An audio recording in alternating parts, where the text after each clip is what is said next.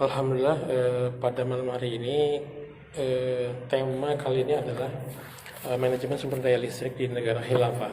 Jadi di mana negara khilafah ini adalah negara warisan Rasulullah, di mana Rasulullah menubuatkan di hadis riwayat Ahmad bahwa khilafah manhaj kenabian ar-rasidah yang kedua itu di akhir zaman. Jadi pembuka akhir zaman menuju hari kiamat. Nah, kenapa ini perlu disampaikan bahwa kita ingin mengetahui juga bagaimana listrik yang dikelola oleh negara Islam. Saat ini belum ada negara Islam, tapi sudah ada negara-negara yang bernafaskan Islam, negeri-negeri kaum muslimin yang menerapkan syariat Islam secara sebagian, belum utuh gitu ya. Nah, pengelolaan listrik ini hanya ada di negara Islam yang mengelola atau menerapkan syariat Islam secara utuh, yakni negara khilafah. Seperti kita ketahui, di Indonesia kasus listrik ini menjadi kasus klasik, ya, kasus klasik yang belum tentu bisa diselesaikan. Seperti di Kalimantan Barat ini kita ada aset pembangkit listrik itu di Bengkayang.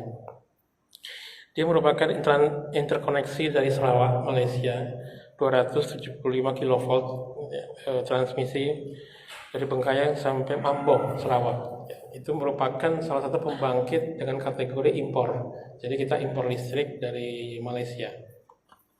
Sudah bermacam-macam di Indonesia ini, ada yang kepemilikan oleh PLN, di mana PLN sendiri hanya memiliki di bawah 50% pembangkit listrik, di mana sisanya adalah swasta semua. Dan swasta itu jumlahnya 34 perusahaan. Ada yang memiliki pembangkit listrik tenaga air di bendungan-bendungan, kemudian pembangkit listrik tenaga uap dengan batu bara gitu. Istilah lebih dari 50% swasta ini adalah independence power producer. Jadi produsen power independent. Jadi ini merupakan implementasi penerapan liberalisasi di bidang energi ya. Jadi negara kita kan termasuk negara yang menerapkan demokrasi. Demokrasi itu membolehkan kebebasan kepemilikan dengan dibatasi undang-undang. Cuman karena undang-undang kita banyak mendapatkan intervensi dari swasta, dari pemodal, maka kebijakan swasta boleh menjual listrik itu dibolehkan dengan adanya kebijakan independent power producer, di mana 34 stakeholder atau swasta ini menjual listrik ke PLN, yang di mana mereka adalah penyuplai lebih dari 50% listrik nasional. Nah, tadi sempat kita singgung bahwa PLN hanya memiliki kurang dari 50% pengelolaan pembangkit listrik.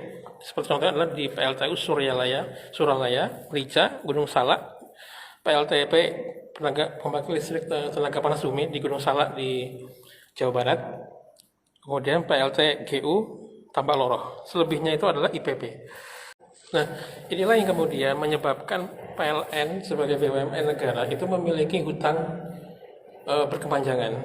Jadi karena ada tanggungan lebih dari 50% listrik nasional dikuasai oleh swasta. Kemudian beban PLN ini akhirnya disalurkan kepada rakyat, sehingga rakyat juga ikut menanggung beban PLN tadi. Nah, bagaimana pandangan Islam terkait hal ini? Rasulullah bersabda bahwa manusia bersikap atas api, air, dan padang gembala. Maka ketika hal ini dikuasai oleh swasta, hukumnya adalah haram. Kenapa haram? Karena Rasulullah pernah menarik tambang garam yang pernah diberikan pada salah satu sahabat, karena nilainya besar, itu ditarik kembali oleh Rasulullah. Nah, bagaimana pengelolaan ketika Islam diterapkan? Sedangkan kita sudah terlanjur membolehkan kontrak-kontrak pengelolaan listrik di swasta yang sampai melebihi 50%, lebih dari 50% kebutuhan listrik nasional atau suplai listrik nasional. Negara dalam hal ini akan membeli semua pembangkit yang dikelola oleh swasta secara bertahap. Tentu swasta punya penilaian sendiri terhadap beberapa hal yang mereka investasikan, pembangkit-pembangkit yang selama ini mereka jalankan, dan itu harus dinasionalisasikan dengan cara bahwa pemerintah harus membeli pembangkit tersebut dari swasta sehingga nantinya pembangkit itu akan dikelola oleh negara. Jadi peralihan pembangkit swasta ke negara ini dilakukan bertahap sesuai dengan keuangan negara Islam atau negara khilafah. Namun di sini juga negara juga membuat sebuah kebijakan di mana pembangkit itu juga ramah lingkungan, seperti pembangkit listrik tenaga nuklir ya, di mana investasinya ini bisa mencapai 192 triliun. Kemudian energi terbarukan itu bisa mencapai 60 triliun. Nah, apakah uangnya ada? Nah, disinilah yang kemudian paradigma pengelolaan anggaran APBN negara Indonesia dengan negara Islam itu berbeda. Paradigma Indonesia adalah sumber utama APBN adalah pajak, di mana pajak ini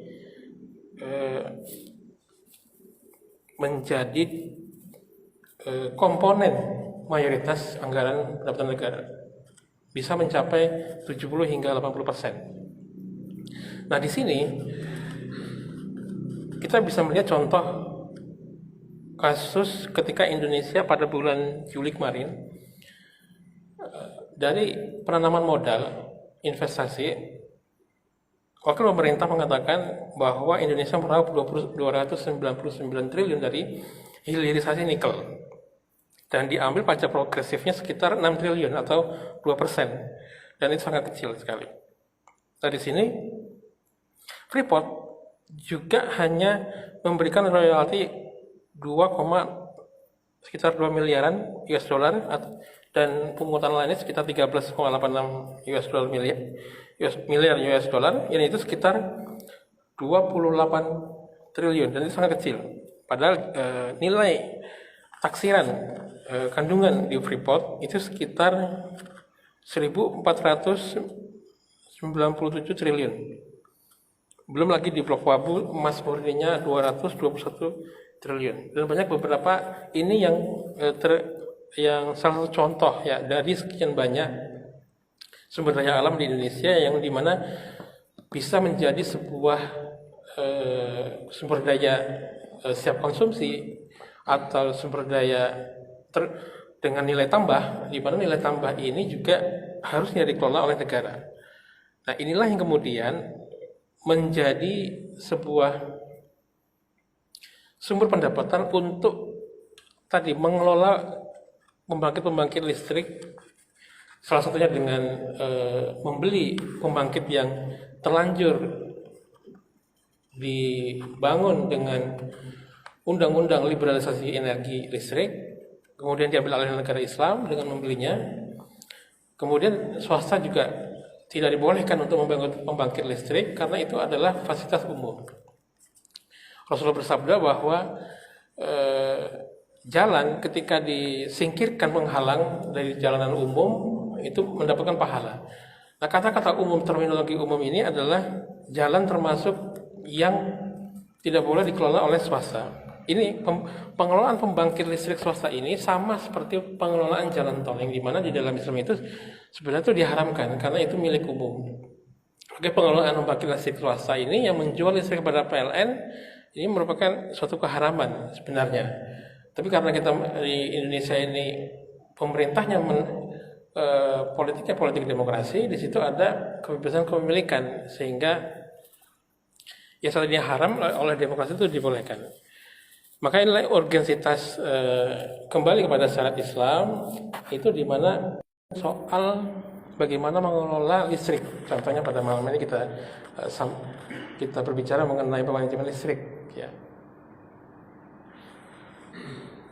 Di berita terakhir, PLN mengalami oversupply. Memang oversupply ini berasal dari pembangkit listrik swasta yang akhirnya berusaha dialihkan di beberapa kabar itu dengan pengadaan kompor listrik, kemudian penghilangan gas 3 kilo, kemudian akhirnya dibatalkan oleh pemerintah. Namun rakyat harus memantau bahwa oversupply ini menguntungkan bagi rakyat apa tidak, karena sampai saat ini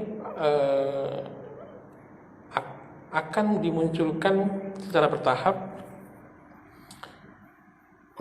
listrik rumah tangga dengan daya 450 akan dihilangkan untuk naik menjadi 900. Dan ini menjadi test case kemarin di media yang kemudian akhirnya diprotes oleh beberapa banyak pihak, kemudian akhirnya tidak jadi. Karena memang ketika pemerintah ini mengeluarkan kebijakan yang banyak merugikan rakyat, memang rakyat harus peka, harus kritis untuk mengingatkan pemerintah bahwa pemerintah itu bukan sekedar regulasi, tapi harus sebagai pelayan rakyat. Bagaimana Khalifah Umar bin Khattab menggendong gandum ya ke pinggiran Madinah karena melihat ada musafir yang ibunya merebus batu. Beliau menggendong karena begitulah pelayanan negara. Karena beliau begitu khawatir dihisab Allah Subhanahu wa taala di padang mahsyar, di hari akhir. Maka harusnya ketakutan terhadap hari akhir ini juga menjangkau semua penguasa negeri kaum muslimin. Siapapun akan terganggu ketika mata pencarian mereka ditarik oleh negara. Maka negara Islam ini sebenarnya tidak mensejahterakan kapitalis, tetapi mensejahterakan rakyat.